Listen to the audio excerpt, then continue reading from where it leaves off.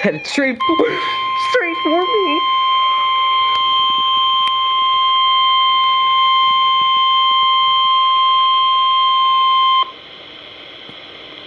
The National Weather Service in Sterling, Virginia has issued a tornado warning for northern Prince George's County in central Maryland, western Anne Arundel County in central Maryland until 4:45 p.m. At 4:07 p.m., a severe thunderstorm capable of producing a tornado was near Cheverly or near Bladensburg and was moving east at 55 miles per hour.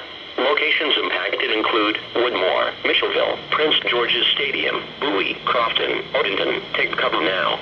Move to an interior room on the lowest floor of a sturdy building and avoid windows. If outdoors or in a mobile home or vehicle, move to the closest substantial shelter and protect yourself from flying debris.